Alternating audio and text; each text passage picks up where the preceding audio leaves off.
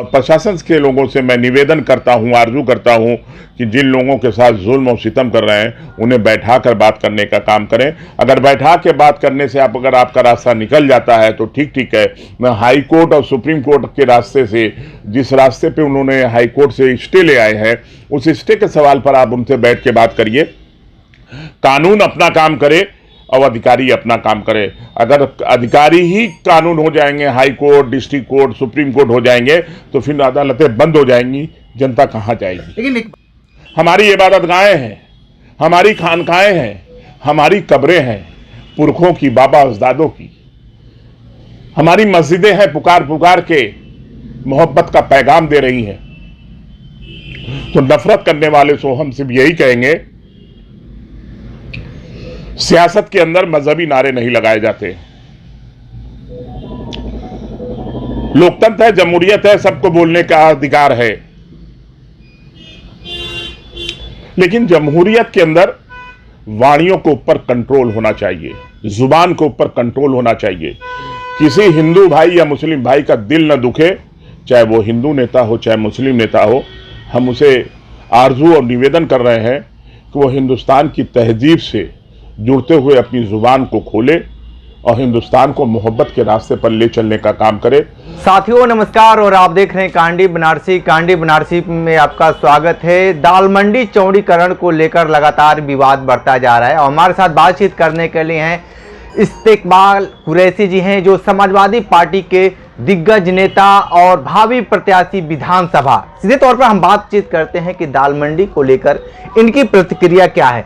दाल मंडी चौड़ीकरण को लेकर क्या कहेंगे? आए दिन लगातार विवाद बढ़ते जा रहे हैं। देखिए, ये शहर अमन और प्यार का है।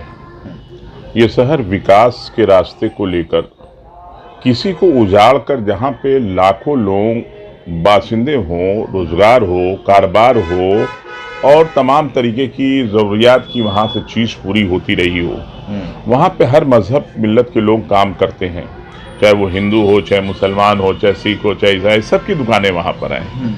लेकिन अगर विकास का रास्ता ही अपनाना था तो दाल मंडी के ठीक बगल में कुदई चौकी से होते हुए, जो दशाश्वमेध थाने से होते हुए जा रहा था रास्ता, उसे भी आप इस्तेमाल कर सकते थे। कम लोगों का नुकसान होता, नुकसान तो होता, कम लोगों का होता। हम काशी वासियों से खास तौर से अपील करना चाहते हैं कि दाल मंडी एक ऐसी तवारीखी जगह रही है, इतिहास की जगह रही है, जहाँ से बिस्मिल्लाह खां की शहनाई ने इंसानियत और मोहब्बत का पैगाम अपने संगीत के जरिए दिया, और जहाँ बनारस के घाटों से जो सुबह की सूरज की किरणें गंगा की नदियों पे गिरती है, वो खुशनुमा माहौल देखने के लिए दुनिया के लोग आते हैं। उस अमन और शहर की तहजीब की सरजमीन पर जिस तरीके से काशी को उजाड़ा जा रहा है, ये काशी का विनाश हो रहा है, विकास नहीं हो रहा है। आप बगल में देख लीजिए, दाल मंडी के साथ साथ मणिकर्णिका घाट के बगल में, मणिकर्णिका घाट पर अहिल्या बाई की मूर्ति को जिस तरीके से उसको उखाड़ फेंका, तोड़ फोड़ किया, उनको बेइज्जत किया गया उस मूर्ति को, जिसके लिए निंदा किया था। प्रोफेसर विशंबर नाथ मिश्रा ने कहा था कि अगर काशी की तहजीब ही मिट जाएगी तो काशी के लोग कहाँ रहेंगे। काशी एक ऐसी पहचान की सरजमीन है कि बाबा विश्वनाथ की सरजमीन ये काशी जो है मोहब्बत का पैगाम देती है, जहाँ की गंगा के घाटों से निकलने वाला प्यार और मोहब्बत, और जहाँ की संगीत और इंसानियत और भाईचारे का पैगाम जो देता है। जिस तरीके से पूरे काशी से निकलकर पूरे दुनिया के अंदर पैगाम जाता है, दाल मंडी के अंदर नफरत के नाम पर उन व्यापारियों को, कमजोर व्यापारियों को, उनके घरों को तोड़ा जा रहा है, उनकी दुकानों को उजाड़ा जा रहा है। अभी होली है, फिर ईद आएगा, रमजान आएगा और तमाम तरीके के त्यौहार आएंगे। अगर उनके आशियाने तोड़ दिए जाएंगे तो वो सर कहाँ छुपाने जाएंगे, अपने रोजी रोटी के लिए कहाँ जाएंगे। हुकूमत को भी सोचना चाहिए और जिला प्रशासन को ये चाहिए। हम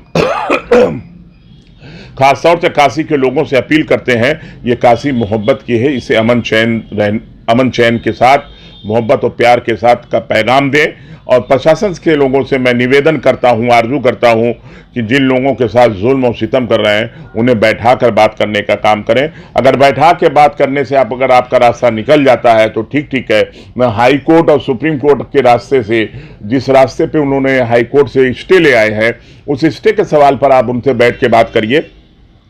कानून अपना काम करे और अधिकारी अपना काम करे। अगर अधिकारी ही कानून हो जाएंगे, high court, district court, supreme court हो जाएंगे, तो फिर अदालतें बंद हो जाएंगी, जनता कहाँ जाएगी। लेकिन एक बात बताइए कि जिस तरीके से यहाँ पर तो तमाम विकास के कार्य हुए, विश्वनाथ कॉरिडोर बनाया गया, कोई कुछ नहीं बोल पाया, लेकिन दाल मंडी और टूट रही है, तो इतना क्यों विरोध हो रहा है? देखिए, काशी कॉरिडोर जब बन रहा था तो हजारों घरों को, हजारों मूर्तियों को, हजारों मंदिरों को तोड़ा गया और उसको बनारस के सभी लोगों ने, जो सनातनी हिंदू भाई थे, उन्होंने बोलने की, अपनी बुलंद आवाज़ करने का काम किया।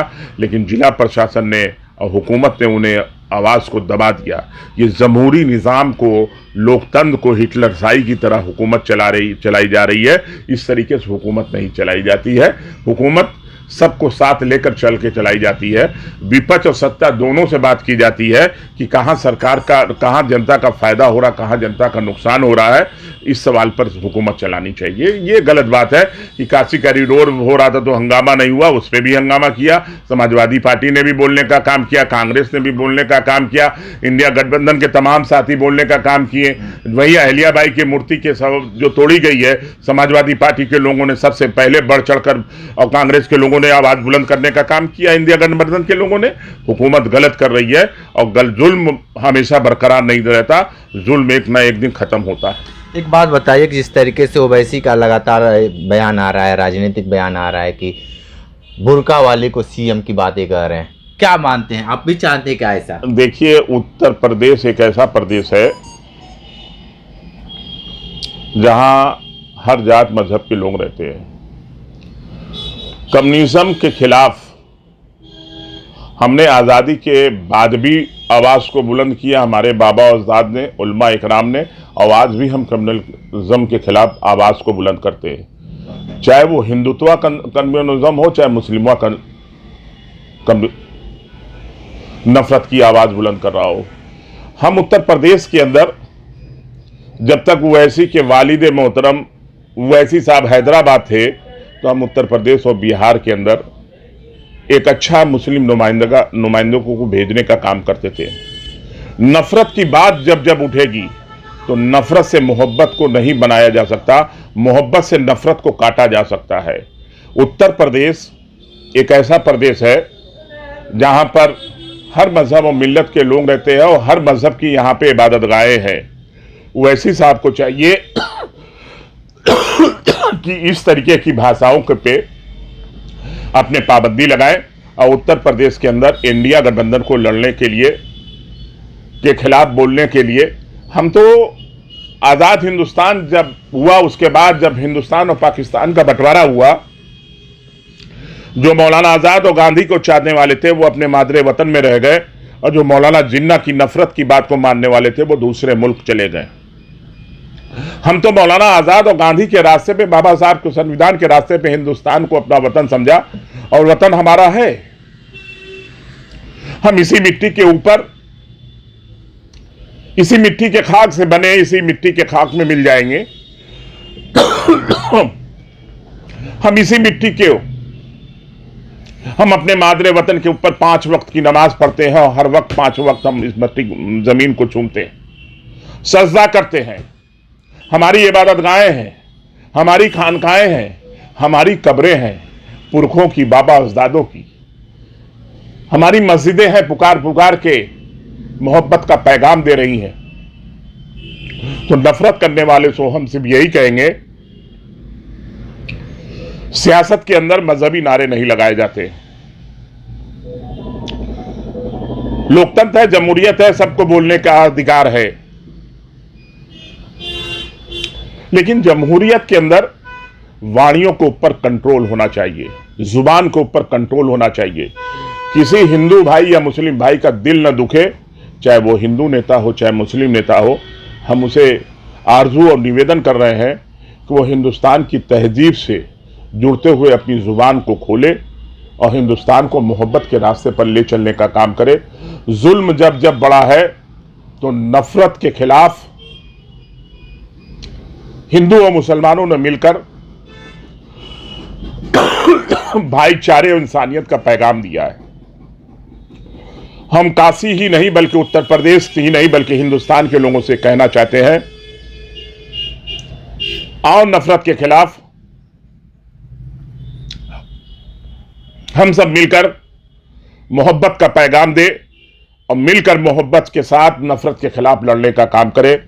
हिंदुस्तान की तरक्की होगी, उत्तर प्रदेश की तरक्की होगी, हिंदुस्तान का नाम पूरे दुनिया के अंदर रोशन होगा कि हिंदुस्तान जो बागीचा है उसमें तरह तरह के फूल हैं। एक बात बताइए कि आप एक मुस्लिम हैं, मुस्लिम के नाते आप क्यों नहीं चाहते ओवैसी जो बातें कर रहे हैं उनका समर्थन क्यों नहीं कर रहे आप? देखिए, मैं आज़ाद हिंदुस्तान का बाशिंदा हूं। जब आज़ाद हिंदुस्तान हुआ तो हमारे पुरखों ने इस वतन को अपना वतन समझा और गांधी और मौलाना आज़ाद की बातों को मानते हुए इस मुल्क के अंदर मोहब्बत का पैगाम दिया।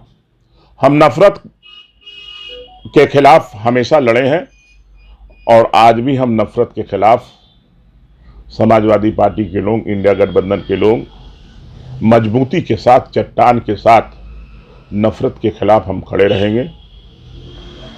और जहां जहां तक मेरी आवाज जा रही है, मेरी माँ और बहनें, आप देखो कि उत्तर प्रदेश ही नहीं हिंदुस्तान के अंदर 2014 के पास किस तरीके का जुल्म हो रहा है। 2 मुख्यमंत्री हिंदुस्तान के हैं, हर एक आदमी अपना नंबर बढ़ाना चाह रहा है, एक आसाम का, एक उत्तर प्रदेश का, और देश के बादशाह चुप है। एक साहब बुलडोजर और मजार और मस्जिद को तोड़ना चाह रहे हैं, मुसलमानों को जेल की सलाखों में बंद करना चाह रहे हैं। एक साहब राइफल से निशाना लगाकर मुसलमानों को सीने के अंदर गोली मारना चाह रहे हैं। क्या इसी हिंदुस्तान का सपना हमारे पुरखों ने देखा था, आज़ाद हिंदुस्तान का? क्या हम इसी खुले आबो हवा में जीने का ख्वाब देखा था हमारे पुरखों ने कि हमारे बच्चे अपने वतन के अंदर जब रहेंगे, जिंदा रहेंगे, तो खुली आबो हवा में जिएंगे? जो 1950 में बाबा साहब अंबेडकर का संविधान लागू हुआ इस मुल्क के अंदर, हमें आज़ादी दी गई जीने के लिए, धार्मिक आज़ादी के लिए, स्कूलों में पढ़ने के लिए, बुराइयों के खिलाफ, नफरत के खिलाफ, छुआछूत के खिलाफ। डॉक्टर अम्बेडकर साहब का संविधान इस मुल्क के अंदर वही सबसे सर्वोपरि है और उस संविधान के रास्ते के साथ हिंदुस्तान का रास्ता बड़ा होगा और हिंदुस्तान मुस्तकबिल बनेगा। और बाबा साहब के संविधान के रास्ते से हट के हिंदुस्तान न चला है, न चलेगा। मुल्क चलेगा तो संविधान के रास्ते से चलेगा। और हर मज़हब, चाहे वो हिंदू मज़हब के लोग हों, चाहे सिख मज़हब के लोग हों, चाहे जैन मज़हब के लोग हों, चाहे ईसाई मज़हब के लोग हों, चाहे मुस्लिम समाज के लोग हों, चाहे पारसी समाज के लोग हों, सबको बाबा साहब अम्बेडकर ने संविधान में अधिकार दिया है। उस अधिकार के तहत हिंदुस्तान में जीने को पूरी की पूरी तरीके से छूट है। अगर किसी के मज़हब पे पाबंदी लगाई जाती है तो सीधे सीधे कानून का उल्लंघन हो रहा है, सुप्रीम कोर्ट, हाई कोर्ट का उल्लंघन हो रहा है, बाबा साहब के संविधान का उल्लंघन हो रहा है। ठीक है, तो आप सुन रहे थे जिस तरीके से समाजवादी पार्टी के नेता इस्तेकबाल कुरैशी ने सीधे तौर पर कहा कि ये देश संविधान से चलेगा। शेष इंटरव्यू कर रहे थे, तो हमारे साथ बने रहे कांडी बनारसी के साथ। नमस्कार।